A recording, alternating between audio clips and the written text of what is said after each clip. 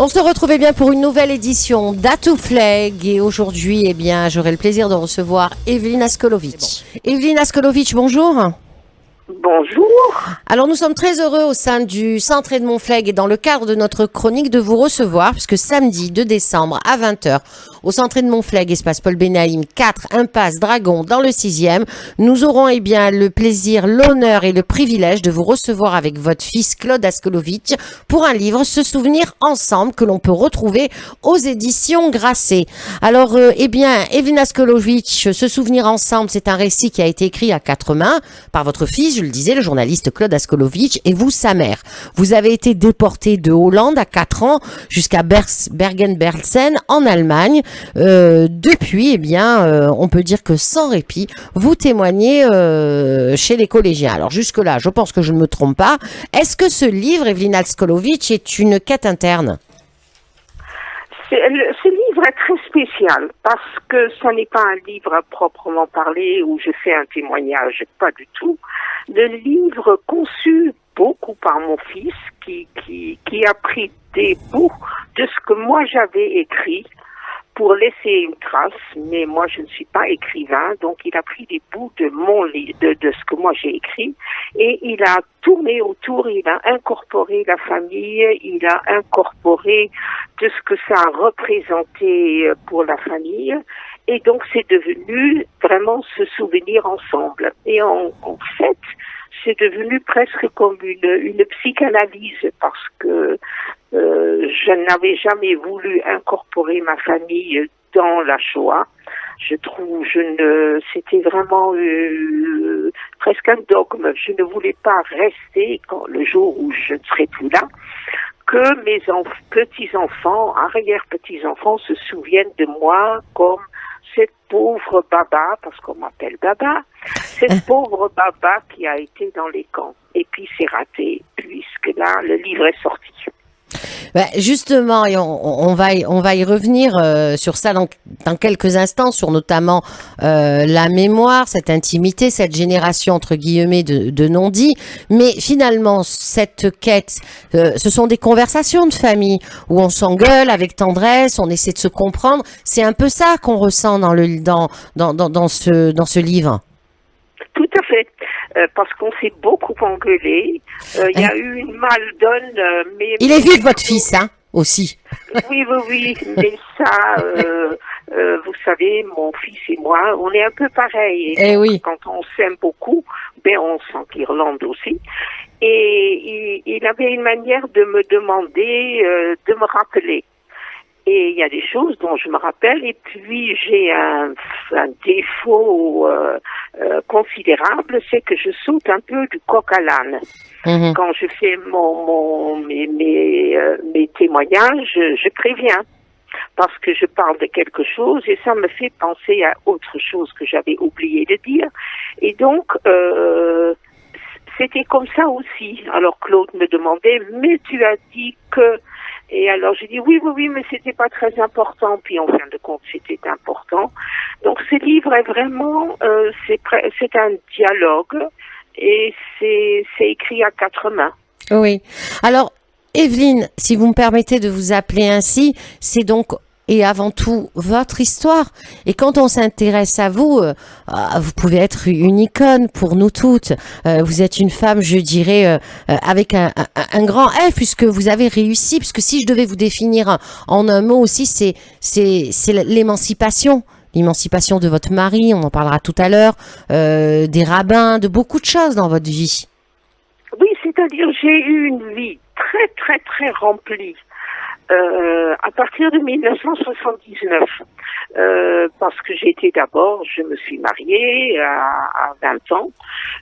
J'étais l'épouse obéissante. Mon mari était quelqu'un d'extrêmement connu dans la communauté. Roger Ascot, c'était le rédacteur en chef de l'Arche. Mais oui, et tout le monde le connaissait. Moi, personne ne me connaissait. D'ailleurs, je n'y comprenais pas grand-chose au début, parce que je venais de ma Hollande natale, qui était vraiment à des kilomètres de ce que c'était la vie parisienne, française, quand je me suis mariée, en 1958. Et puis, lui, il écrivait des livres que je tapais à la machine, sur une machine portable. Et en 1979, j'ai soudain décidé presque d'une minute à l'autre que ça suffisait comme ça, que je n'allais pas rester dans mon coin, que j'allais également faire quelque chose. Et donc j'ai commencé par les Juifs d'Union soviétique. Je suis devenue une battante pour le combat des Juifs qui voulaient quitter l'Union soviétique. Je suis allée 5 fois en Union soviétique. J'ai visité des refouzniks, j'ai organisé des conférences, des colloques, des manifestations. Je me suis attachée au stand de Eurolang. Je n'avais de Expo Langue. J'étais vraiment une battante. Et parce que les enfants étaient plus grands aussi, parce que je n'avais plus besoin de m'en occuper autant, mais tout en m'en occupant quand même. Et puis, quand les Juifs sont sortis de l'Union soviétique, je suis devenue une espèce de battante pour les femmes qui n'arrivaient pas à avoir un divorce religieux, le get. Ah, le fameux get. Et ça, le fameux get où Oh, ça n'a pas évolué depuis, rassurez-vous. Non, ça ne s'est pas arrangé. Non.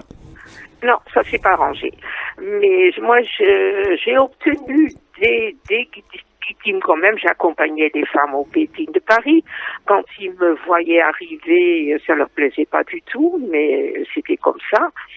Et puis, à force de parler avec des femmes qui avaient demandé le divorce, que le mari ne leur donnait pas, je demandais, mais pourquoi tu as quitté ton mari? Et là, j'ai découvert que à peu près 80% des femmes, au moins, avaient quitté le mari parce qu'il était violent. D'accord. Et donc là, ça a tourné sur autre chose. Et donc, j'ai prévenu, moi, je fais partie de la coopération féminine. Oui. Et je leur ai dit qu'il y avait un problème dans la communauté juive avec les maris violents. Et là, on m'a d'abord répondu, mais non, enfin, pas chez nous, pas nos maris. Et j'ai dit, mais vous savez, en Israël, on a complètement accepté qu'il y avait des maris violents. Alors, à force d'insister, on a, avec la PITZO, avec le consistoire, avec les associations qui s'occupaient des femmes, l'OPEJ, enfin tout le monde. Pendant une année, on a travaillé dessus et la ligne téléphonique de Noah osait le dire est née. Ah, c'est ainsi que Noah est né, d'accord. C'est ainsi que Noah osait le dire, qui existe toujours, est né. Et parce que j'allais dans des clubs de la coopération féminine et je leur parlais de ce problème. Et le côté bizarre était que tout le monde, ah oui, c'est horrible. Et après la conférence, il y a des femmes qui venaient me voir, qu'elles aussi. Et donc, il n'y a aucune raison d'ailleurs que les maris juifs ne battent pas leur psy. Il faut pas battre sa femme, mais enfin, c'est exactement comme dans la société française, partout. Bah oui, puisque la communauté juive fait partie intégrante de la société française, avec les mêmes problématiques. Alors, exactement. Evelyne, si on revient autour du livre et autour de ce que constitue finalement la mémoire, dedans, vous dites, dans le premier camp, j'ai fermé la porte de ma mémoire pour pouvoir survivre. Qu'est-ce qui constituait pour vous la mémoire? C'était justement d'enfermer la porte? Et d'ailleurs, le problème sort maintenant avec les otages. Oui. Moi, ma famille et moi, on a été pris par les Allemands quand j'avais pas 5 ans, j'avais 4 ans et demi. Mmh. Et on a été, d'abord, j'ai fermé apparemment la porte de tous les voyages. Les voyages étaient dans des wagons à bestiaux. Et je pense que pour une petite fille, c'était très traumatisant. Donc, je me rappelle honnêtement d'aucun voyage. J'ai fermé les portes pour les voyages. Le premier, on a été d'abord... il y avait aussi le fait que pour les parents, je pense que les parents, quelque part, pensaient que les enfants n'étaient pas vraiment concernés, comme ma mère me l'a dit un jour, qu'un petit enfant ne peut pas être concerné par quelque chose d'horrible. Un petit enfant, c'est comme dans les hôpitaux qu'il y a très longtemps, on ne donnait pas des anesthésies à des enfants parce qu'on partait du principe qu'un enfant n'avait pas mal. Ce qui évidemment est complètement faux. Et donc j'étais dans un premier endroit. Mes parents étaient dans un théâtre où on parquait tout le monde. C'était le 12 mars 1943. Et moi, immédiatement, ma mère écrit dans son livre, Evelyne a été mise à la crèche en SAS pour qu'elle puisse dormir. Ne se rendant apparemment pas compte que c'était terriblement perturbant pour un enfant de 4 ans et demi d'être séparé d'une seconde à l'autre de ses parents. Oui. Alors, je n'en garde pas de souvenir. J'ai juste une amie d'enfance qui est restée là-dedans pendant 3 ou 4 jours, et qui m'a dit, tout ce dont je me rappelle, c'est qu'on était couchés sur des matelas par terre, et pas en longueur, comme dans un lit normal, mais comme des harengs, 4 enfants en largeur. D'accord. Et donc, cet endroit, les parents ne pouvaient pas y aller. Donc, j'étais la seule, et il paraît que je pleure quand ma mère m'a récupérée, qu'elle écrit, Evelyne était pleine de larmes et de fièvre. Les enfants étaient tout de suite malades, et puis malheureux. Évidemment, donc pleuraient, et puis il n'y avait pas grand monde pour s'occuper d'eux. Et là-dedans, je suis restée 2 semaines, et ma mère m'a récupérée, et on a été mis au transport dans le premier camp, vraiment de concentration, qui était dans le sud des Pays-Bas, où j'ai trois souvenirs. Et après, en effet, j'ai fermé la porte. À tout ça. J'ai fermé la porte pendant 8 mois.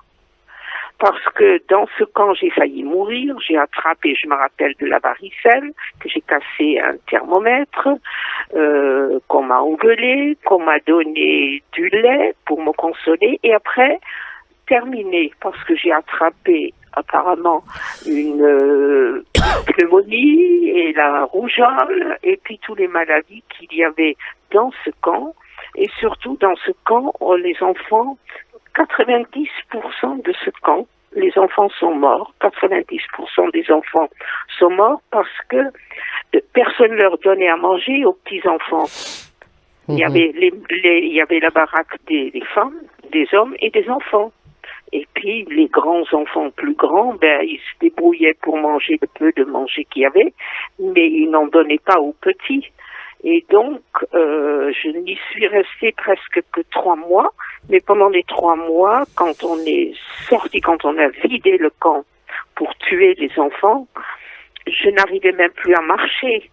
Et je pense que pour survivre, j'ai dû fermer en effet la porte. Oui. Et c'est ce qui me console un tout petit peu pour les tout petits enfants qui sont libérés, les otages, et où je lis sur Facebook, mon Dieu, comment ils vont se rappeler. Je me dis, c'est un petit peu comme nous, petits enfants, et qu'on a peut-être plus pu récupérer et rebondir parce qu'on était tout petit et qu'on avait eu la faculté d'oublier. Avant de se quitter, Evelyne Askologic, enfin se quitter pour avoir le plaisir vraiment de vous rencontrer, vous et votre fils ce samedi soir, quel est votre regard justement sur... j'ai même du mal à vous le demander, vu ce que vous avez vécu suite à la montée de l'antisémitisme. On le voit, hein, depuis le 7 octobre, ça a été une explosion des actes antisémites en France, mais dans le monde aussi, un petit peu partout. Ce que j'analyse moi personnellement, quand on dit le conflit israélo-palestinien, pour moi c'est un prétexte pour que ça explose autant. J'aimerais savoir, vous, quel est votre regard ? J'ai un regard, ça va vous choquer, moi je n'ai pas peur. Il y a de l'antisémitisme. Moi, j'ai connu la France qui avait toujours de l'antisémitisme. Quand je suis arrivée en France en 1957, j'ai rencontré l'antisémitisme. Une chef de service, je travaillais dans une boîte en 1961 qui m'a sorti vous travaillez, Madame Askolovic, parce que vous autres, vous aimez l'argent. D'accord. ce petit antisémitisme vient de chez nous. Moi, je n'ai pas peur. Je veux dire, Monsieur Macron, qu'on l'aime ou qu'on l'aime pas, c'est pas Hitler. Non. Il n'y a pas un antisémitisme d'État qui accepte. Oui, il y a de l'antisémitisme. Mais je refuse obstinément ni de changer quoi que ce soit dans ma façon de vivre. Ma boîte aux lettres, il y a toujours Askolovitch dessus. Je me promène. Je ne sais pas si j'ai l'air juive. Mais moi, je ne vais pas changer ma façon d'être. Eh bien, Evelyne Askolovitch, je vous remercie infiniment. Je rappelle à nos auditeurs que votre livre, écrit à 4 mains avec Claude Askolovitch, Se souvenir ensemble, est aux auditions Grasset, que le Centre Edmond Flegg a l'honneur, plaisir et privilège de vous recevoir, vous et Claude, samedi à 20h, 2 décembre. C'est au Centre Flegg, espace Paul Benaïm, 4 impasse Dragon, dans le 6e à Marseille. Merci infiniment et à samedi soir. Au revoir. Alors la suite de la programmation, eh bien, outre le fait de recevoir Evelyne et Claude Askolovitch samedi 2 décembre à 20h au Centre Flegg, n'oubliez pas, le dimanche 10 décembre à partir de 14h, le colloque sur l'antisémitisme passé, présent, avenir, avec eh bien une multitude de chercheurs, sociologues tels que Michel Vievorka, Tal Brutman, Carole Yankou, Nicolas Lebourg, Jonas Pardo, animé par moi-même et ainsi que Eva Soto, journaliste à Radio J.